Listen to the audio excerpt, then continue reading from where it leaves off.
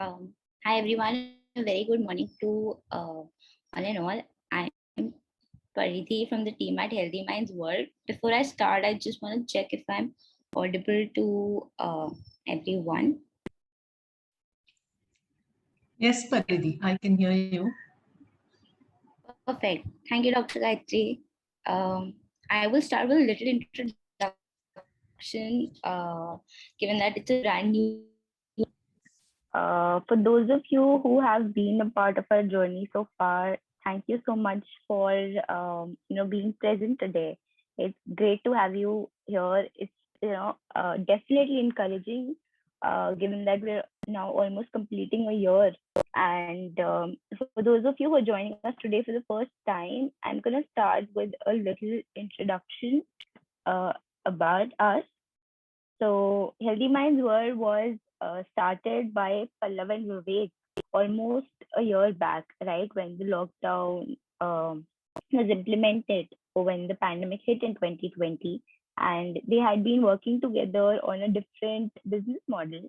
And, while trying to understand that given that, the setup had to be paused and while trying to understand the impact of the situation, not just on their professional front, but also on the personal front, it kind of brought about this revolution that at a time like this, understanding, talking about mental health, right, ensuring one's mental sanity was super important.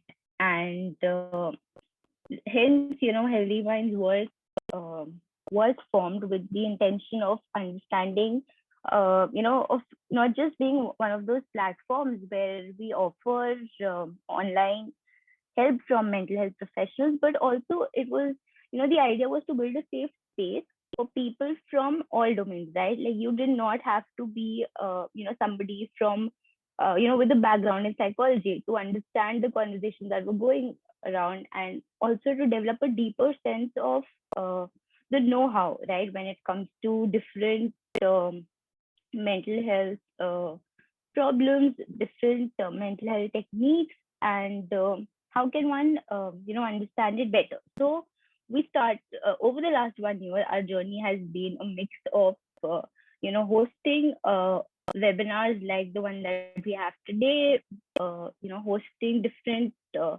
programs, workshops, courses, uh, various therapy sessions to, uh, help us uh, ensure that we have a better understanding of mental health.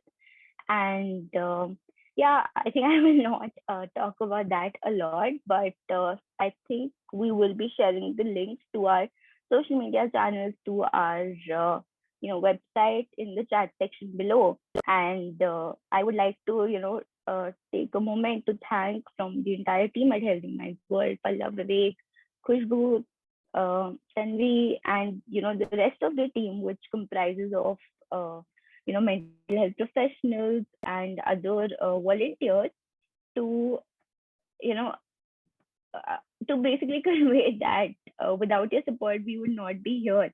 And although we started at a time where we were broadly trying to understand what the impact of the lockdown would be on one's mental health, but it's uh, definitely upsetting, it's disheartening to see that 1 year down, uh, we're back to the same topic, and we're still trying to grapple with the situation, understand what are the best ways, what are the best practices one can ensure to keep their mental sanity in check. And talking about the new series, before I do that, actually, I would just want to, take a quick moment to check uh, check in on everyone and hope that you're doing okay. We as a team are always here. Over the last 1 year too, I see a lot of you have reached out individually to the team members, and be it WhatsApp, be it a mail, whatever medium you prefer. If you feel that there's any point of at any point of time that you would want to just have a quick chat, or maybe there's something that you would want to discuss, please do reach out to us. We are all more than happy to speak to you, because given the situation, I think there is nothing that one can do that can be a lot. So any way we can help, we're all here. Just wanted to mention that. And yes, also hoping that you're all, taking care, staying safe. Yeah, that was that. So moving on to the new session, right, where we're back to understanding the impact of the pandemic, right, on one's mental health. And under the broader series today, we're going to start with, understanding fear, panic, uh, and anxiety under the COVID storm. And we have with us a very special guest today. We have Dr. Gayatri. I will give a brief intro about Dr. Gayatri. So, Dr. Gayatri comes with a rich experience of, around 25 years. She has completed her PhD in psychology and studies in clinical psychology. She is currently the HOD of VES College in Mumbai. Thank you so much, Dr. Gayatri, for being a part of our session today. We're extremely delighted to have you here. Most welcome. Thank you. Yeah, it was showing the host has disabled video, so I didn't switch it on. Yeah, thank you so much, Paridhi, for that introduction. And also, I think I got associated with you, yes, right? Initially when the lockdown happened, and there was so much of a need to address mental health. And I must, at the outset, also congratulate you and your team. I think how much ever we talk about the importance of mental health, it is not enough. Just like government is giving us daily reminders about COVID appropriate behavior, wear the mask, sanitize, as much as we talk about the need to take care of mental health, is very, very important. And I think you're doing a good job. I do remember the programs that you have held. I think also there was an entire series of on women, as well as addressing finance issues, dealing with children, and anxiety relating to the initial, when we came to know. So good job. Good job that you all are doing, and you all are continuing with this series. That is very important. It's very easy to start something and kind of take we have done and now done and gone, but to be relentlessly following through is a very good effort on your part. So good, congratulations on organizing these programs, and thanks for inviting me again. Yeah. Thank you so much for your kind words. I'm sure the team, it definitely is a booster to, keep on going. And yes, I think at this moment, as you mentioned, that when it comes to mental health, given that, we started off at a place where mental health was still considered a taboo. And if you even look at the current situation, I think there has been some sort of development. People are, proactively talking about steps that to ensure that we deal with the situation in a better manner, right? Because the need of the hour is definitely to keep our mental well-being in place. Everything else can continue. This is super important if you want to, walk out of it sane. So yes, again, I think coming back to the section, so the floor remains as is. We have a set of 4-5 questions there. We would want to understand your insights on it. And as for our attendees, just to reiterate, the way we do this is that we have a few questions. If you have a question, pertaining to the one that is being discussed at the given moment, please do drop them in the Q&A section below. Our team will help navigate from there. And yes, I think that is. Can we start, Dr. Gayatri? Do you want to, do you have an introduction, or do you have a few words before we begin? Yeah. See, I think so. We can start, but I understand that we are going through the second wave, and we are already beginning to think about the third wave, and across different countries. I think yesterday in the news, I was just going through, Japan is going through the 4th wave now. So Corona is here to sit, at least it is sitting with us right now. It has decided not to budge, and it has decided to, change its colors. And, when we initially, I think December 2019, November, December, when it was a news in China, we felt pretty much कि ठीक है, वहीं पर है. I might intersperse English and Hindi. I hope it's okay, because I don't prepare kind of. So I hope dual language is fine with you. I'm quickly checking it with the larger set. Okay, all right. Yeah, so we did think that it's, out there, but March with the lockdown, we realized it's here as well. And I think we went through an initial period of shock. We were all guzzling up all the information, that we were getting from other countries and what they did, and our own government preparing for it. And I think by November, December, we got adjusted to it. We adapted, we started, behaving, COVID appropriate behavior, mask up, and, it's like suit up and show up. So mask up, sanitize, things that are coming home from, outside what purchases, then you're sanitizing. So I think somewhere and the case is also kind of coming down. We began to understand that, oh yes, this is not so bad. We can learn to deal with it. And I particularly think that you're organizing this right now is very pertinent, because from that, the graph coming down and we being able to cope, and we are managing, going back to our jobs, beginning to travel in, public transport, somewhere I think we became a bit lax, and we forgot, that this virus is still here as a threat.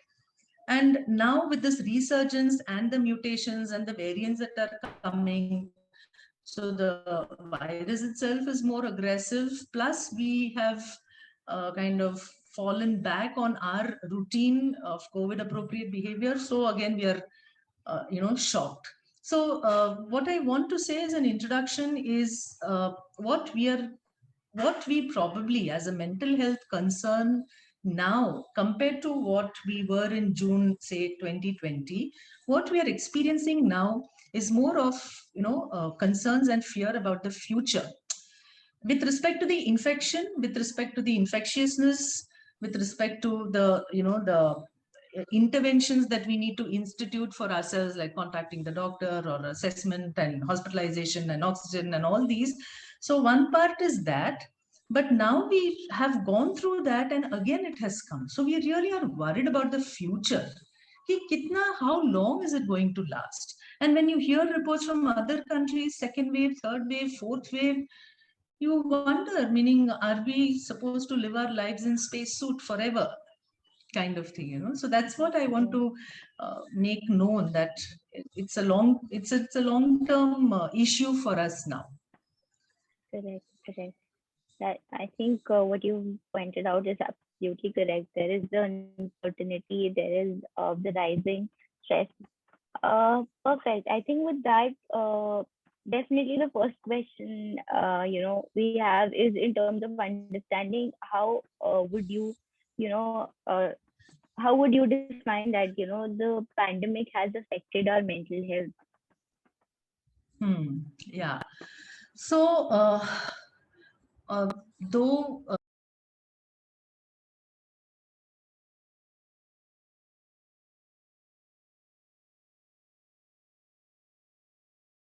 I think primarily the pandemic has affected our mental health by us experiencing, and world over, it's not just India, world over, experiencing negative emotions more than positive emotions. That's, that's the first. So negative emotions means unpleasantness, something that we are afraid of, fear, anxiety, uncontrollable worry, not just normal worry, concern, but uncontrollable worry, mind going back again and again to the same thought of what is going to happen in the future, What if I get infected? And as I was saying, see, since November, December, when things became seemingly all right. In fact, I was very surprised that one of our own government agencies, you have these ads coming up which says that Corona वापस आ गया, Corona कहीं गया ही नहीं था.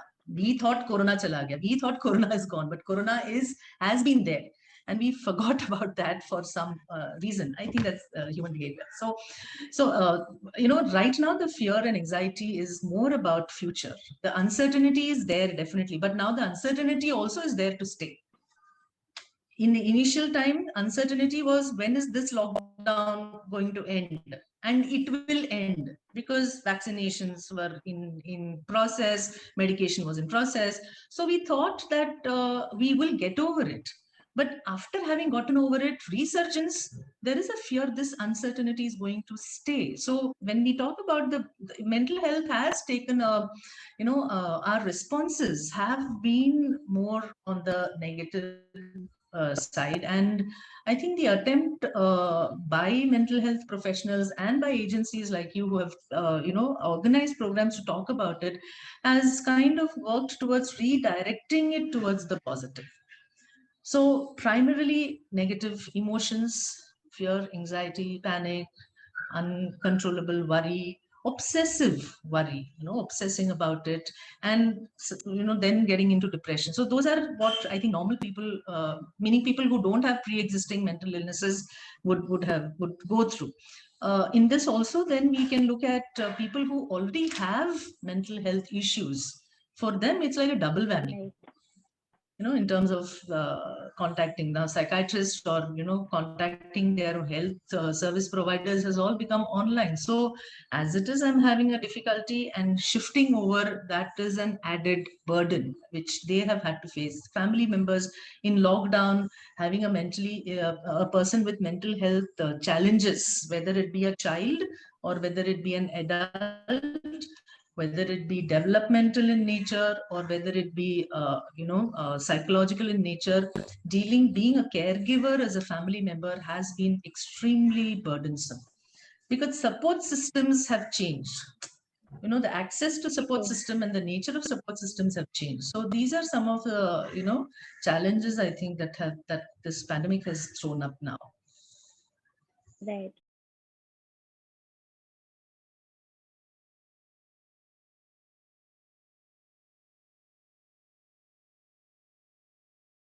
Right. Talking about the different, mental health conditions, and I think there's a lot of, possibility for people to, misunderstand or misinterpret each of these, right? Because it's very easy to throw around these terms, which are part of our daily communication, right? You hear one talking about fear, panic, anxiety, without really understanding what they mean. So can you help us, understand that given the current scenario, these definitely are the top, I would say, most used terms to understand, to define what, one is going through. What would your, insight be in terms of how does one differentiate and what do they mean in a larger context? Panic, when I hear the word panic, I can only think of panic buying. The moment a lockdown is announced, that's the word. So panic, you can think of as a behavioral reaction to a severe emotion that you are experiencing. And in this case, definitely, it's a a kind of flight kind of a response. So you can think about panic as a behavioral reaction. When we look at fear and anxiety, see, they all three actually fall in the same family, meaning they all live in a room. Maybe one is present when there is actual danger or threat, which is fear. One is present when the threat is actually not present, but you imagine that the threat is there. So that is apprehension and anxiety, and more so futuristic. Okay, what if? It really is about what if. And panic is primarily, it's like sitting on the horse. The moment these come, chalo, you hit the horse and it starts running. So it basically is a kind of panic, would be a kind of stress reaction. When fear generally, when we talk about fear in case of mental health, it's somewhere where the danger is imminent. So for example, if I have to go to my college, or I have to go to the bank because I've not received the checkbook, or my internet banking is not working and I'm not getting the help online. So they tell me, sorry, madam, this has happened with me 4 days ago. My network was really going for a toss with with the service provider, and I called them and they said, sorry, ma'am, you have to visit the gallery. So I had to go to the phone gallery, so that I had to change my SIM card. So fear I had at that time, because I am exposing myself to potential carriers. Not everybody is masking up. Even with masking up or sanitizing being in place, it's there out. Okay, so what I would experience is fear. Okay, when there is a danger, or I do come to know after I come home, I get a call from which also happened. I had visited college once, and 3 days later, a colleague of mine called up and said, ma'am, I have tested positive. Since we interacted, of course, we were maintaining social distance, but since we interacted, if you get any fever or cough or any symptoms, please get yourself tested. So what I experienced, I actually panicked, because for me it was, the threat is imminent and it is real. I interacted with somebody who was COVID positive. Okay, so that is what we can look at as fear. When I have probably potentially come in contact with someone known, case, then yes, what I would experience is fear. But not really knowing whether I have come in contact with somebody or no, it is airborne. So much misinformation also, that WhatsApp university we talk about, WhatsApp university, Facebook university, social media university. Many inauthentic sources are also prevalent, and a common man, even though I am a person of science, even I will not really be able to judge which is authentic, which is not. Anything that is going to help me protect myself, I'm going to soak it in. So with that soaking of information, the imagined fears that I have, what if somebody has moved in the lift of my building, and what if he didn't know that he was positive, and what if I go. So there's so many what ifs that are there, are all imagined fears, where there is no known, it's not factual. So that would be anxiety. And I think majority of us are in the second spectrum rather than the first.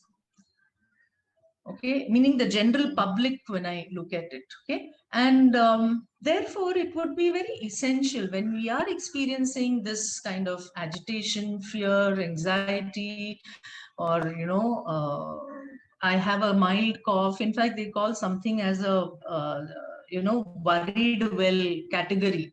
No, it is natural weather change now. We move from winter to summer, and now summer into rainy season. So there is a change in the weather, and we may be, other viruses or flus are also around. So it is natural. I have taken 3 extra lectures and my throat is raspy. Immediately I think, oh, raspy throat. Then my mind will tell me, am I having the sense of smell? So this is all a lot of concern, over concern, that we experience, which would be more of anxiety. So what I have talked about is specifically with respect to infection. Okay, with respect to COVID fears, if I may term that. But when we look at fear or anxiety, it may also relate to other life issues, especially now that we are with the second wave. We have seen unemployment on the rise. Even whether it be our domestic workers, the unorganized sector, or even, in professions, people at workplace, we find that certain kinds of units have shut down. Okay, so the anxiety and fear, okay, may be about futuristic concerns. So if I know that I have financial resources that is going to take care only for the next, if I'm a daily wage earner, I have some bit of saving. I know that it is going to last me only this much. then it would be a lot fear, because I don't know, if I don't get a job or if I'm unable to, get another sustenance, then the threat is very real. Okay? So that is also what I want to bring in, because we are in a different, I think, in terms of the mental health response, our concerns now are not just what it was when COVID came to India. Our concerns have expanded. It's more long term. Now, when I talk to students, they are also talking about, ma'am, two batches. This is the second batch which has gone completely online. So the previous academic year, only the third year batch, meaning they had one semester was offline and the second one was last semester was online. They got their degree, no doubt, but we do also see with this online examination system, keeping in mind the connectivity at the last mile, like they say, okay, that even the person who's sitting in a gaon should be able to give the exam, because that's so. Students are also worried that we are scoring well, we are putting in our effort, but the system of evaluation is such that everyone is getting good marks. Is this degree going to have value?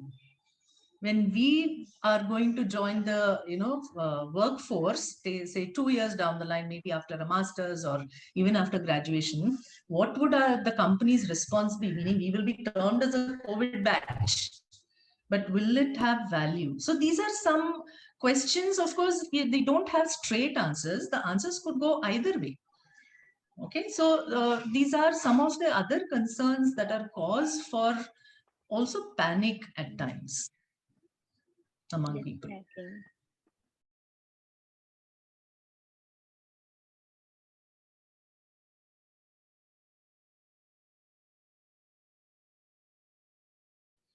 That is true. I think my next question is, more on the lines of what you've just mentioned, right? That given uh, the uncertainty of the situation, given how, everyone's adopting different methods to, keep the process moving, be it in terms of education, be it in the professional sector, right? As you mentioned that there are a lot of industries that have been facing which I wouldn't even say uncertainty. A lot of them have had to, pause work, have had to shut down. So definitely, it has been challenging.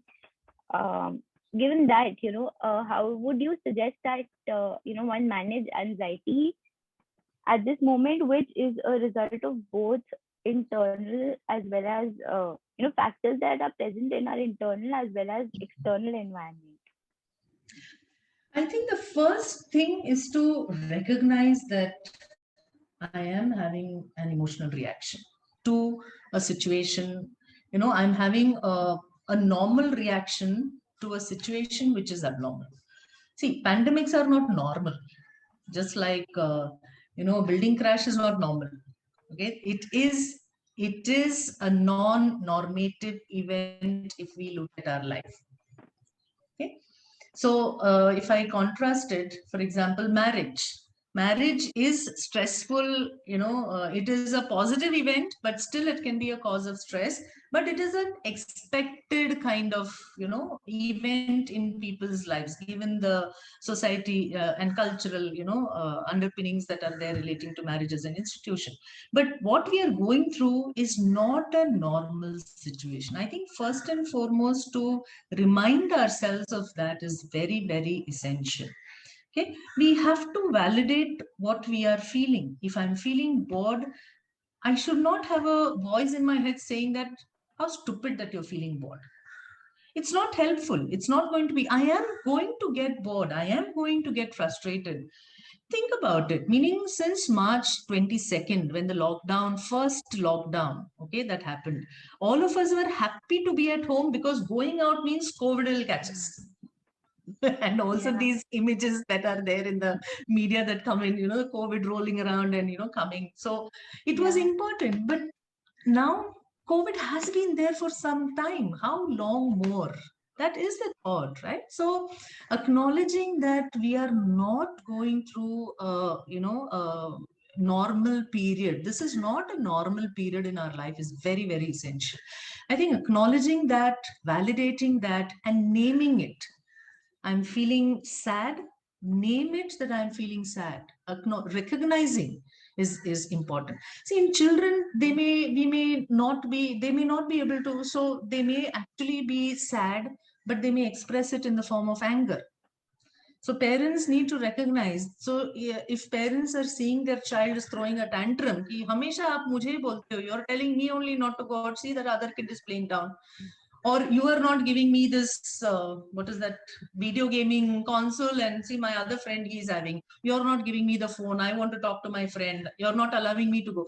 So a child may be throwing a tantrum, but for the parent, it is important to understand that he is not angry at the parent.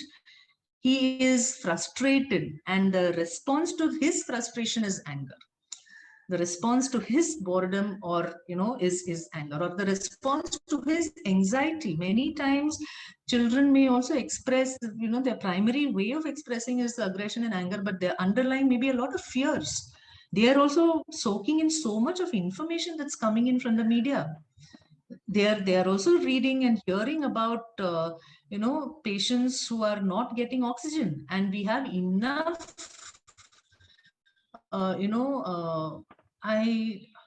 I think, yeah, I have an opinion. I think media should also what is that called, should I won't not titrate, but they should be careful about what they are presenting in terms of images.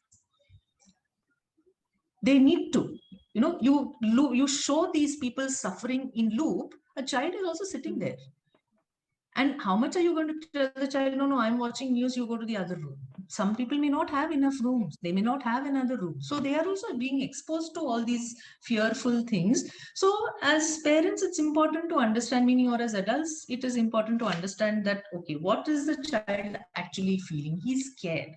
Let us address that. So when I say naming, it is, these are all the things that I mean. I am worried about whether my job is going to remain. There is downsizing that's happening. There is no work. There is less work. I am worried about that. I am a bank official and I am an essential service worker, and I have to be in office, and I don't know who the customer is walking in, whether he's positive or negative. So, naming it, acknowledging that I am going through, I think, is the first very important service we will do to our own selves. Denial is not going to help. Denial temporarily will give us a little bit of, kuch nahi hoga. But it can also make us rash. It can also make us irresponsible towards ourselves, our family, as well as others.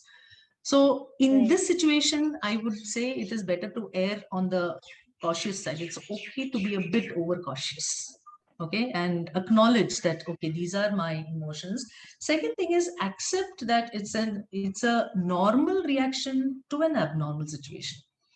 Even when you hear other more senior mental health experts, or those who are also coming up in the media, meaning Dr. Hari Shetty is there, Dr. Anjali Chabria is there, I think all mental health professionals are just openly talking about it.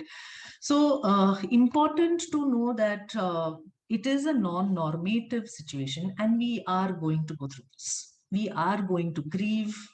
The moment some days I opened my college group WhatsApp, and there was a day where 6, 7, and this is between a period of 7 o'clock in the morning till 9:30 in the morning, 7 messages of people who have lost their lives to COVID among my own professional fraternity.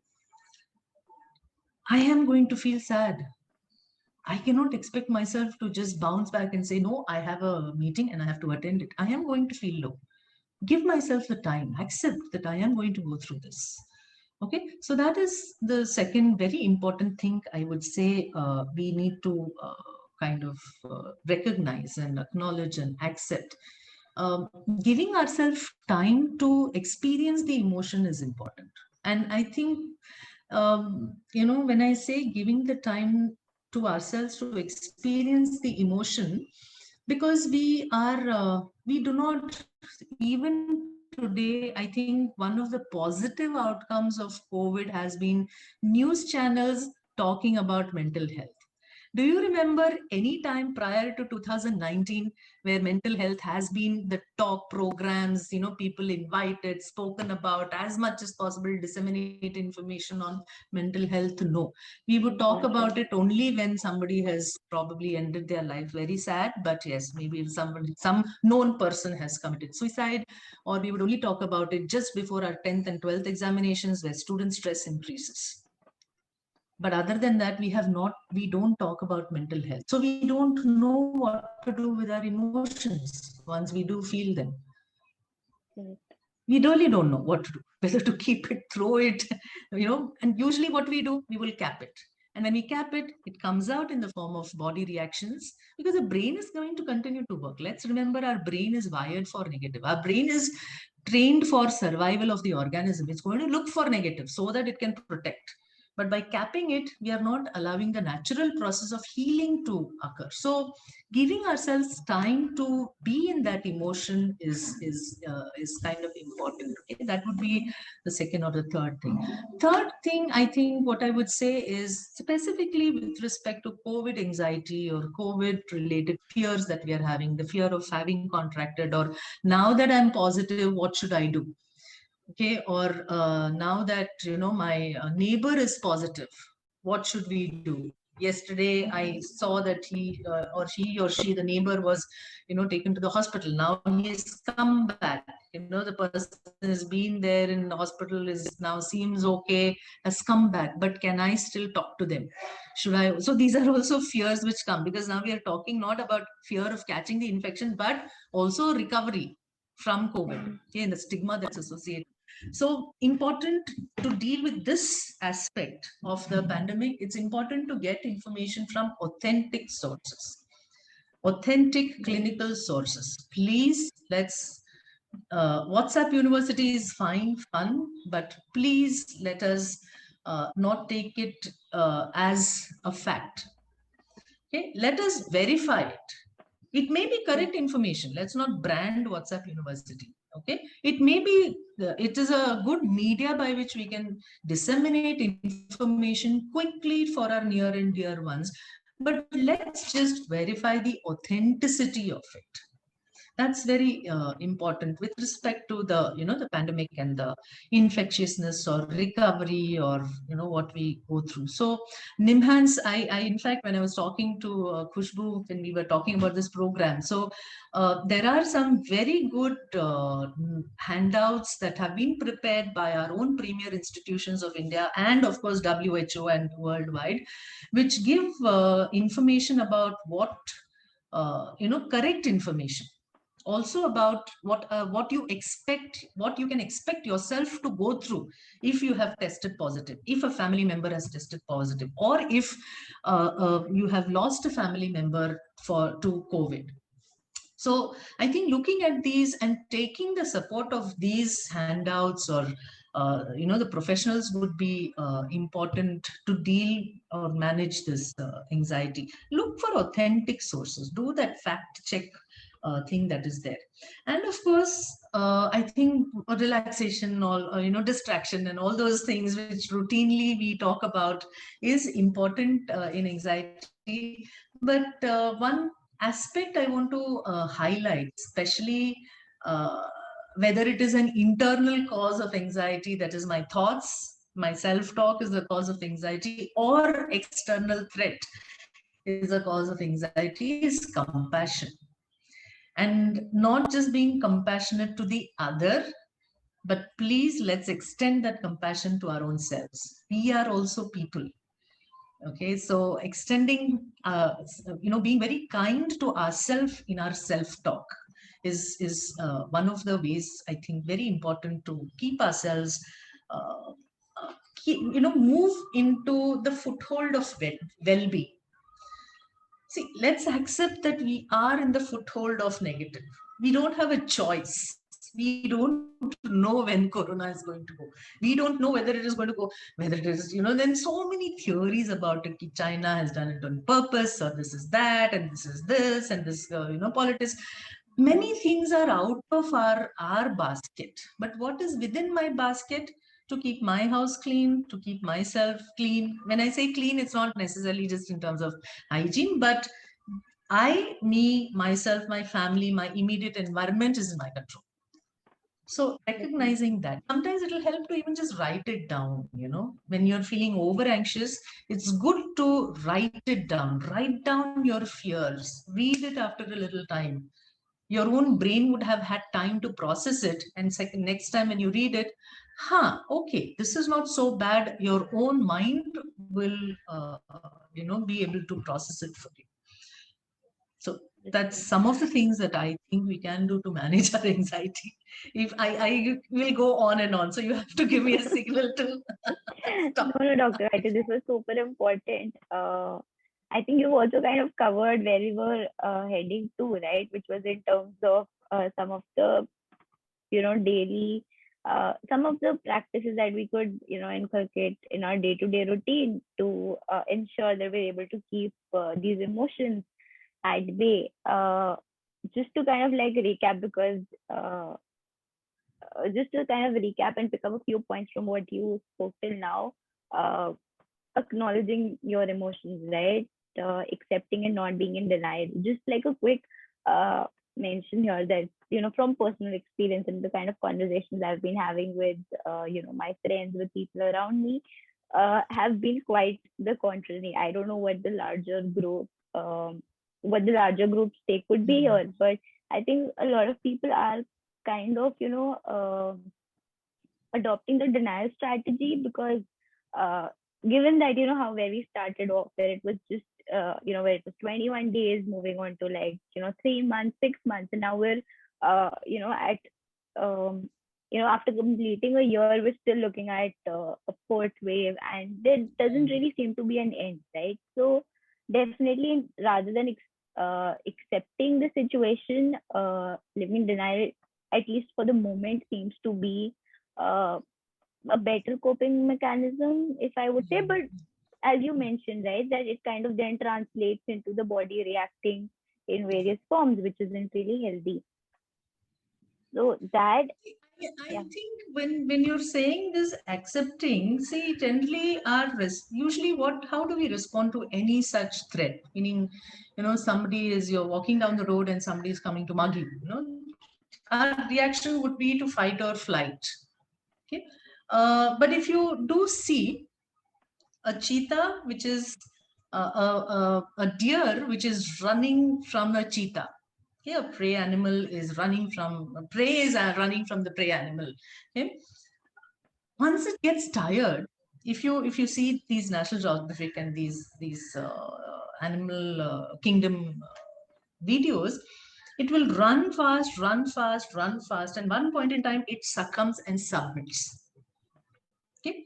Interestingly, what happens is the cheetah or lion or whatever the prey animal is catches up. It comes, it smells. And if it perceives it to have, the body reaction is such that when there is a submit reaction in the lower animal species, they almost die. Okay, they don't die, but their body kind of shuts down with just basic minimal. So the prey animal thinks that it is, it's dead, leaves it and goes away, does not kill a dead animal. That's the rule of the animal kingdom. Okay, I understand that it might seem very strange why I'm giving this example.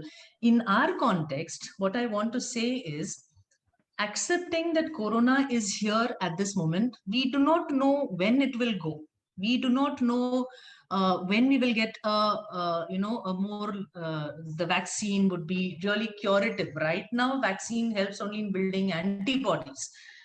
Right now, vaccine does not mean you will not catch the infection. At some point in time, definitely we are going to reach there. But right now, this is what it is. It is better for us to submit to this reality and accept that it is there than fight that reality. Okay? Because fighting it, I know what I'm saying may sound for some people as outrageous, because our general understanding about coping is you must fight the situation, you must kind of overcome the situation.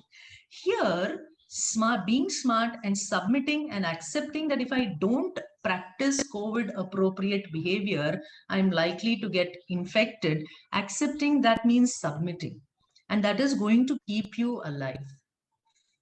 In fact, I read recently one of the research articles that if you mask up, it reduces the chance of infection by 70%. Imagine if masking up, just one behavior is going to have this much impact on the the chances of getting an infection. It's better I submit to this. Right. You understand, therefore, how I'm using the term submit. It's not submission in terms of, oh, I'm surrendering, that way, but accepting, and this is the right way for me to behave. I think going forward, that is very important. You can't fight it at this moment. Got it. Well, I think that definitely puts things into context. And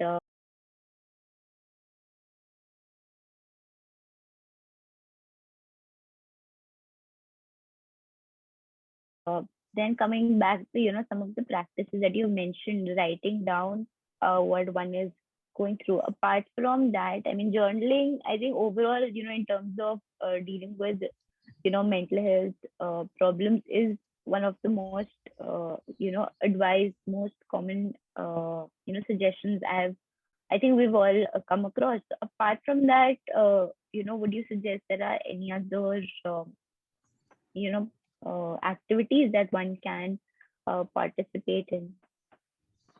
See, when I think about coping and how do I, what is it that I can do as a kind of routine, I think I would classify it under three things. One is keep structure in your life. So it means establishing routine and doing things on time, and the sleep wake, which has actually gone for a toss worldwide. There is enough research now which shows that as a consequence or as a co-factor, okay, related factor, sleep wake schedules have gone for a toss. So I think bringing structure into our life is keeping structure is very, very important. And that structure, you can define what structure that is, meaning each one of us can define. So I can't say that 8 hours sleep. We know general practice of good health behaviors kya hai. What are the good health behaviors? So you don't need somebody to tell you, sleep 8 hours every day. But you decide what structuring you need to do in your life so that there is a kind of time orientation. Brain works best when there is a time orientation.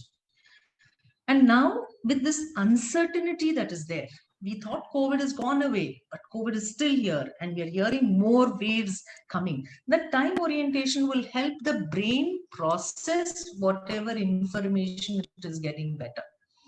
So keep structure in your life. Okay, that's very important. Another thing I would say is connectedness.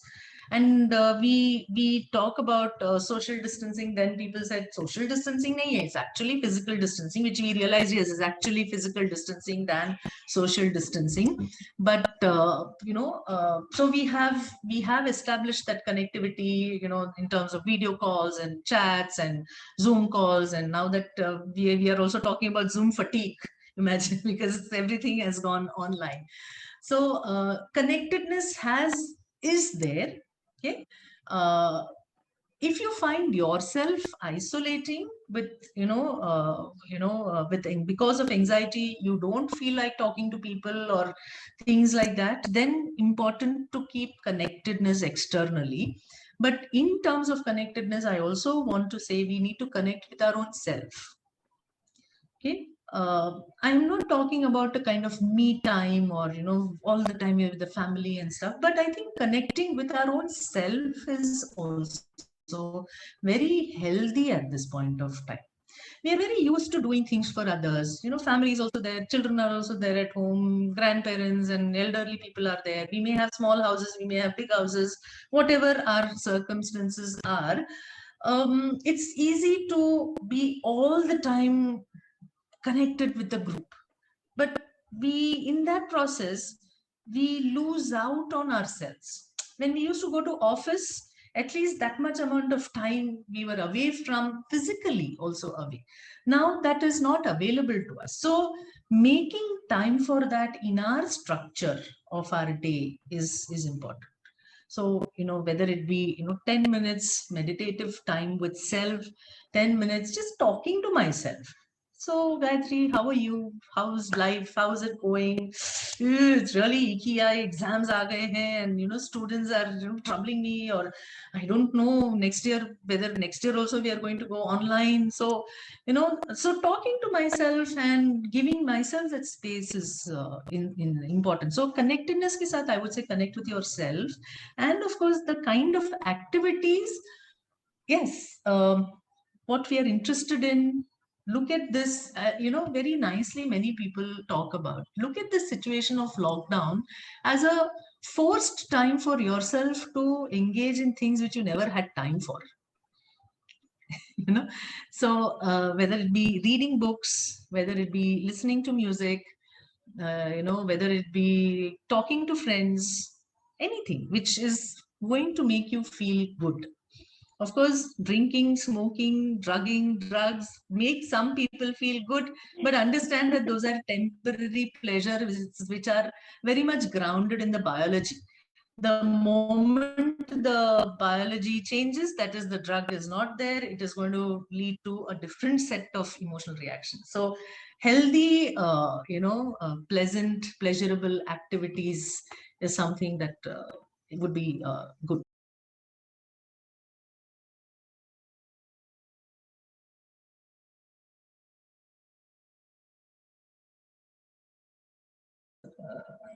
Not disturbing, but seriously, it's a serious issue that you may be facing. This kind of confusion, ki, what should I do? 10th exams were supposed to be held. We had also made all arrangements. We didn't want to send our child, but then college or school insisted that no, we are going to have offline exams. And suddenly the government comes and declares that no exams now because there is a second wave. 12th exams are going to happen again, the same. But they are not very clearly saying that we are going to pass the students over. For some classes, they've taken the decision, but for some, they haven't. Right. So that uncertainty with respect to whether exams are going to happen or no is bound to be there. I, as a teacher, have experienced it with my own postgraduate students, because university, we have to wait for university to, give the dates and whether we should or we should not. Because if we do it, then, so that's the structural issue. In terms of, that's a structural meaning, it's an external environmental issue. And it is a real concern that students or our children may not see a point in studying. When you tell them, nahi bacha, sit and study, you may have exams. I may have exams. No. First, let the powers that be, my teacher or the university or board, let them tell me when the exam is. Then I will sit and study. I've been studying all this while. These are normal reactions to an abnormal situation. Okay. I know of a parent, in fact, my colleague's husband, studying in a very prestigious school in Thane, where I stay. So he would insist that his son every day should spend 3 to 4 hours after, or 3 hours, once the lectures or, this thing got over, but exams were not yet declared. He used to insist that son has to sit and study for so many hours. And I think he was in the 10th standard. So that confusion was there. Now, when the board announced that there are no exams, this kid very nicely said, Papa, okay, tomorrow I will not study. The father got very upset. He said, no, you have to. Now, when you're hearing it also, you can understand how are you going to motivate a child to, engage in a goal-directed behavior when the goal is changing again and again. Isn't it? So what's important is that the child remains motivated. How much he studies, what he studies, whether he is studying the book, the goal is to keep the child motivated. That's the crux in your question. So even if it doesn't mean that the child is going to sit with his books, the specific books relating to the curriculum, If he's going to engage in some kind of reading which is connected with it, or something he finds interesting, encouraging and reinforcing that is important. In fact, the child may find it as a surprise. So maybe you could sit and open out a National Geographic channel, or, you know, depending on the level of your child, or, you know, what you want the child to learn. So if you kind of do it together as an activity and as a fun activity, and not aimed towards studying for exams. Okay, knowledge building pe agar if we focus now, I think the children would be understanding, and they would also realize what education is all about. Education is not all about giving exams and getting marks. I understand that, you know, your admissions and all are important, but at this stage, because that goal is moving around, okay, it's coming nearby and it's going away and it's gone out, whether to come back, we don't know. So education is important. So bring, as a parent, bring the focus back on that, is what I would say. I know as I'm saying it, I also realize easier said than done, but attempt is what we can do. Yeah. What you're saying, Dr. Dipen, there can't be a correct approach. You know, it is, you know, I had a family member who was COVID positive. Parents also, that cousin's parents also COVID positive, and he did not pass away, fortunately, but he was in a very bad shape, and we were in the same dilemma whether we should tell the parents or no, because if something happens to him, then what kind of thing. Another instance I know where the son passed away. He was a professor of SIS college. Parents are COVID positive at home. So social media pe to pata chal gaya. Then we colleagues got an explicit message: please do not call up the home because the parents as yet don't know that their son has died. So these are realities. I don't think that we can really have a correct approach. I think what we need to acknowledge, what would help me if I were in your situation, is understand accept that's a very difficult call to take. Okay, whether I should or I should not, it is a real difficult call to take. Don't expect yourself to find this task to be easy. Different opinions you may have. If you have people with whom, your own colleagues with whom you can communicate, discuss the pros and cons, it need not be in terms of either you give the information immediately. You can, like we talk about a sliding scale, so you can look information, okay, as well as checking whether the person, it's saying my internet connection is unstable. I hope you can hear me. Checking whether the person whom you are going to inform has appropriate support systems. So I would probably check with maybe relatives, and then, passing the information, or allow them to break the information, allow them to take the call. So in the Western world, we do see, yes, it has to be, so they have a different approach. They have support systems in place. In the hospital itself, they have a grief counselor. We don't. Let's face it, we don't. So we have to check the support system and then take the call. So that is what I would do probably, and I would feel what we can address as. So I hope, Dr. Dipen, I am sorry that you have to face this as being a frontline professional, and I know it must be tough for you, and please reach out to also, for your self-care. Reach out. You are important, not just because you're treating patients, but you are important. So please reach out and ask for help if you find yourself going through difficult moments as part of your work.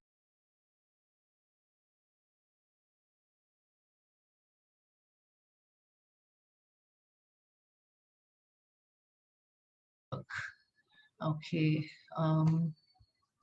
How do you deal with sudden outbursts? Is it normal that we are kind to our body but not kind to our mind? Rishabh has asked this question, so I don't know what you mean by outburst. But if it is about you yourself feel that your reactions or emotions are exaggerated, you take the call and reach out to a mental health professional. In fact, I had also shared some helpline numbers with this COVID situation. There are many helpline numbers that have been instituted by government and non-government agencies, which are manned by trained people. Okay, so it would be good to reach out to express and assess what you need to kind of do. All right, asking for help is okay. Asking for help is okay.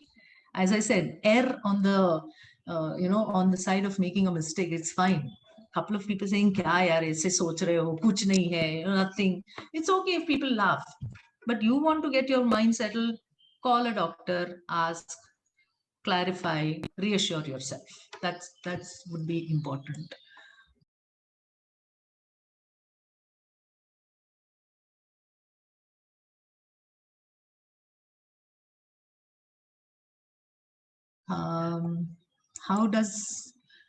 How to provide support to people who lost their loved one to COVID?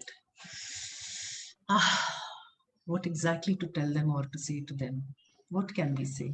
What can we say? I think sometimes you just need to be with them. You need to, you just be with them, allow them to grieve, because grief is a normal reaction to loss.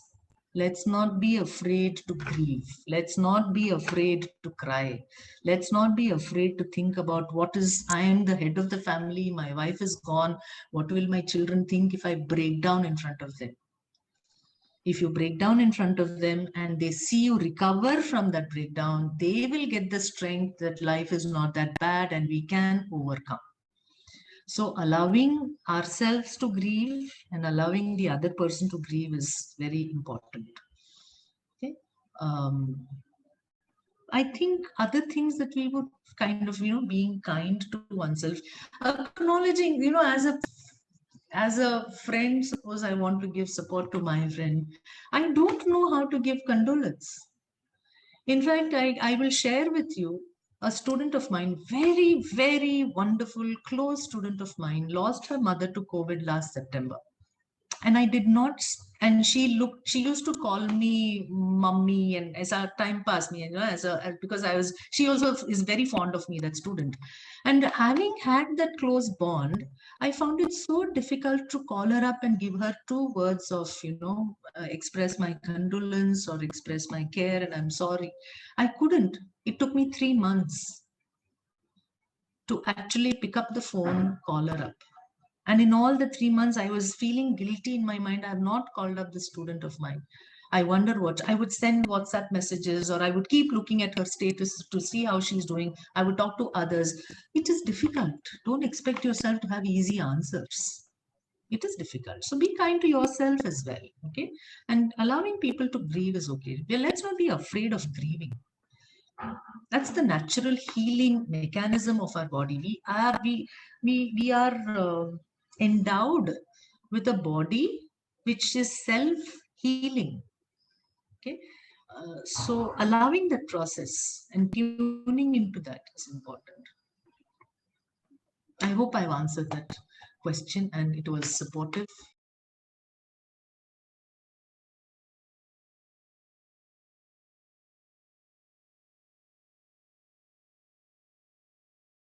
What I said. All right. So I think we have finished. When a family have corona patient, how they overcome the panic and fearful situation. I think, yeah, it would be good to be informed and I think when we look at family having a corona patient, one of the biggest fears is that I infected someone. Like I told you about this colleague who called up, messaged me immediately and said, ma'am, I have tested positive. If you have, so that is the biggest fear we have, that I have infected someone. The other is the stigma, people's reactions. Okay, So this is something we are going to go through. We are not yet a fantastically mature society. People are different reactions we are going to have. I think, understanding that this is something that has happened to me. This is a reality for me, and there is a way out. It's not that COVID means it's a sorry to say, but COVID is not a death sentence, and not to belittle anyone's experience where they may have lost a loved one due to COVID, but understand that it's an infection which, given certain supports, is treatable. Okay, I think following what the doctor's advice would be, not kind of looking for information which may be inauthentic. So if there is a doubt in your mind, even about the food, or about the, what you need to eat, or how you need to take care, or what you need to do post that, I think doctors, our own health, professionals, our health service providers are the right people to ask. In fact, when you see the news, a lot of people, the moment you have fear, or hum sabhi ke ghar mein, we all have pulse oximeters now in our house. We all have, a thermometer in our thermometer. To theek hai, pulse oximeter was not there probably 2 years ago in most of our houses, but now that's a reality in our house, because we want to. So the moment you have these symptoms, you are addressing with the doctor, checking again with the medical fraternity what you're going through from the COVID reality point of view. Okay, and important that panicking is not going to help. Oh God! So if suppose I had tested positive, my colleague called up and I did have cough, I did have fever, and I had tested positive. Reaction: how is it going to help? I will react, allow it to subside, and then get back to doing what is important.